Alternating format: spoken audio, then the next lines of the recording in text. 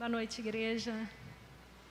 Pastor Edemir me mandou um recado que ele foi fazer uma visita, já está lá atrás, foi fazer uma visita e ele passou no velório do irmão Jodiel, que é primo da irmã Darcy. Lembrem-se de orar por essa família enlutada, tá? A família primo da irmã Darcy. Então o pastor já passou lá e também fez uma visita. O seminarista Lucas falou aqui sobre oração, e a nossa palavra é sobre oração. Afinal de contas, nós estamos num culto de oração, certo? Você veio aqui hoje para orar, entregar ao Senhor os seus pedidos, sua gratidão. Alguns já passaram pelas salas que nós temos antes do culto. São 4 salas, né? Salas de pais que oram por filhos, pais, tios, avós.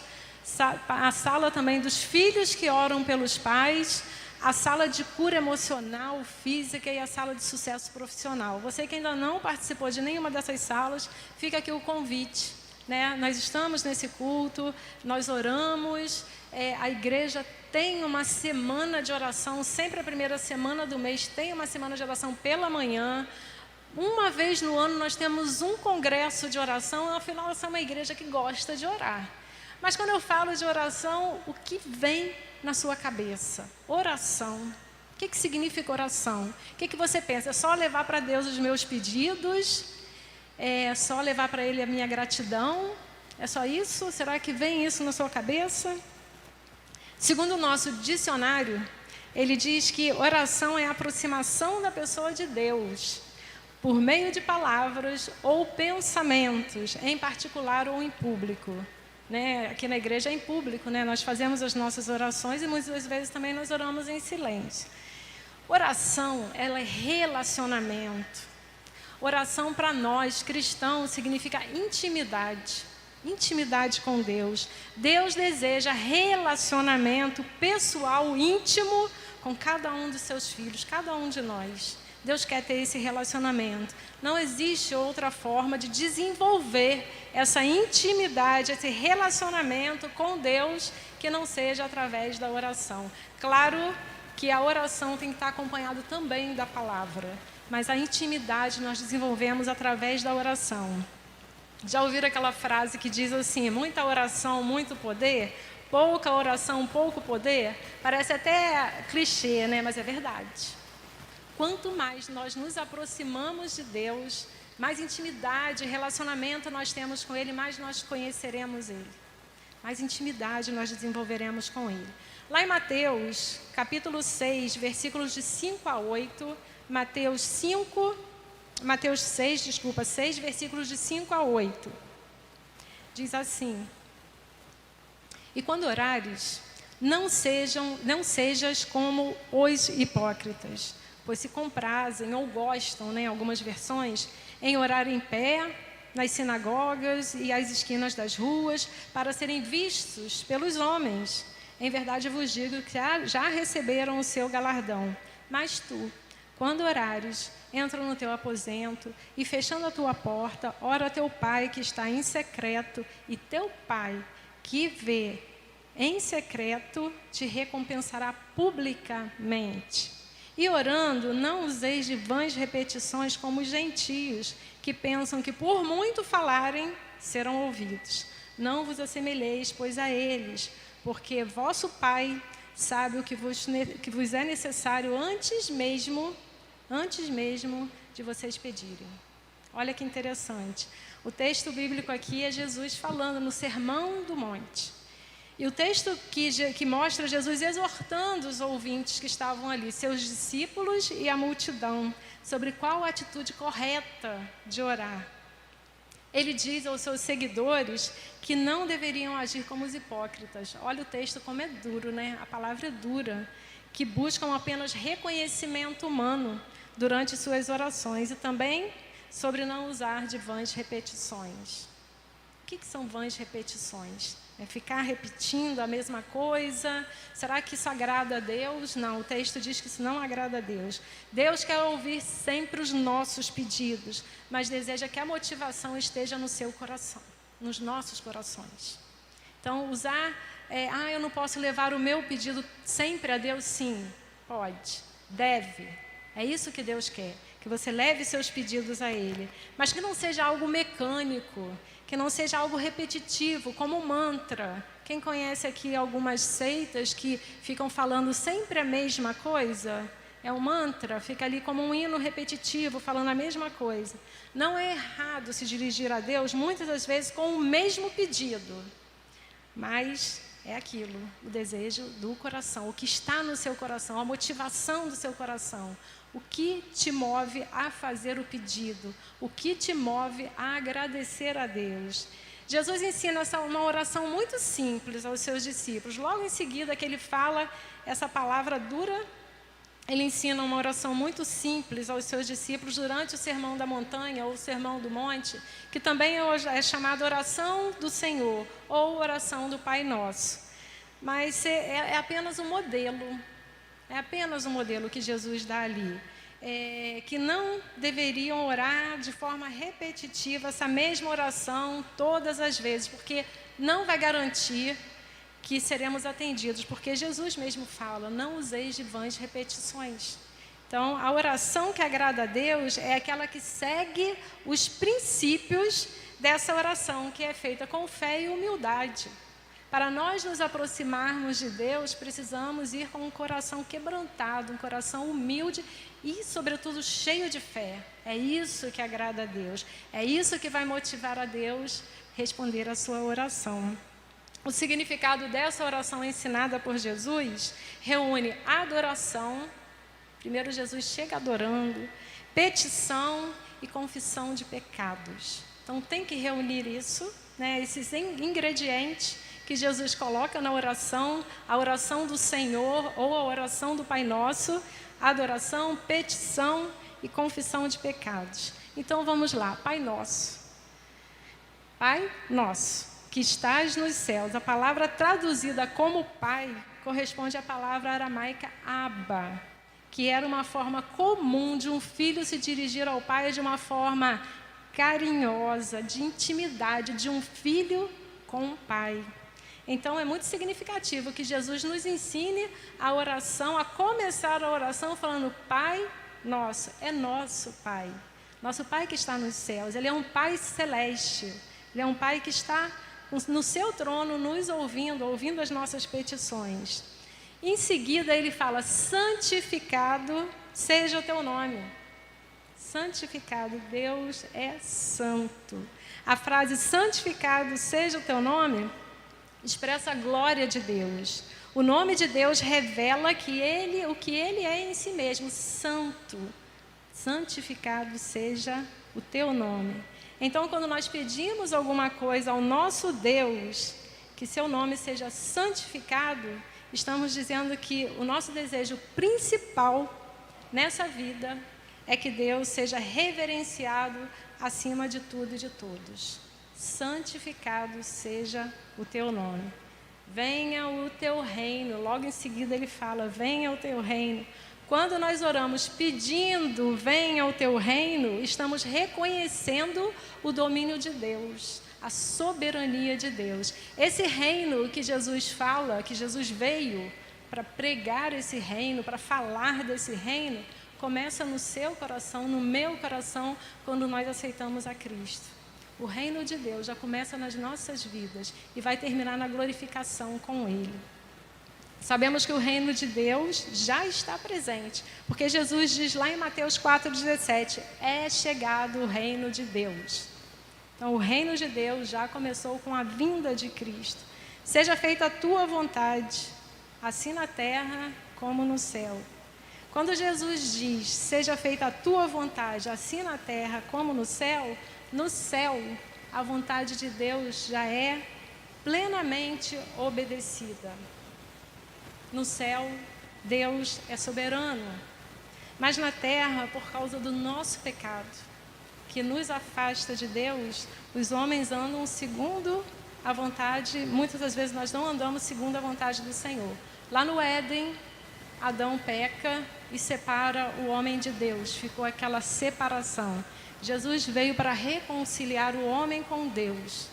Então, venha, seja feita a tua vontade, assim na terra como no céu. É uma reconciliação de nós estarmos na presença de Deus. Quando nós oramos para que a vontade de Deus seja feita na terra, assim como é feita no céu, estamos pedindo a Deus que seus planos e propósitos sejam completamente cumpridos na terra, assim como também é no céu. Que seja feita a vontade dele, assim na terra como no céu. O pão nosso de cada dia nos dá hoje. Devemos orar pelas nossas necessidades diárias, hoje. O pão nosso, a que Jesus se refere nesta oração, diz respeito justamente àquilo que é essencial para a nossa sobrevivência física nesta terra. Lembra do povo no deserto? Que Deus, ele supria a necessidade diária do povo. Deus falava assim, não guarde nada, o maná, não guarde, que vai estragar. Era necessidade diária, todo dia Deus mandava provisão. Todos os dias. Jesus também diz que o pão de cada dia nos dê hoje. É para hoje. Isso significa que devemos orar todos os dias pelo pão diário. O pão nosso nos dê hoje. Então amanhã você precisa orar novamente para que Deus supra a sua necessidade física do pão de cada dia. Então nós devemos saber que precisamos orar hoje, sabendo que amanhã pertence ao Senhor, o futuro pertence ao Senhor. Quando oramos, o pão nosso de cada dia nos dê hoje, estamos pedindo a Deus que Ele derrame a sua provisão sobre nós, para que possamos ter o necessário para sobrevivermos diariamente neste mundo. Então, exatamente como aconteceu com o povo no deserto, a provisão todos os dias. Todos os dias, quando você se levanta, muitos de nós tomam o seu cafezinho, comem o seu pão, é a provisão do dia, está ali, por causa do seu trabalho, da provisão do trabalho que Deus já te deu, do recurso que Deus te deu para comprar aquele alimento. Então, a provisão é diária. Por isso que Jesus coloca, o pão nosso de cada dia nos dá hoje. Perdoa as nossas dívidas, assim como nós perdoamos os nossos devedores. As dívidas que pedimos para que Deus nos perdoe não são dívidas terrenas, são dívidas espirituais. Essa parte da oração, a oração do Senhor, a oração do Pai Nosso, é uma confissão de nossos pecados. É tão difícil, às vezes, a gente perdoar alguém, é tão difícil liberar o perdão. Mas a palavra diz, perdoe assim como perdoamos os nossos devedores, aqueles que fazem alguma coisa contra nós. Se você não conseguir perdoar, suas orações vão ser em vão. É isso que a oração do Pai Nosso está falando. Apesar de termos sido redimidos, justificados, regenerados, reconciliados, enquanto estivermos nesta terra, nós estaremos ainda com problemas sujeitos ao pecado.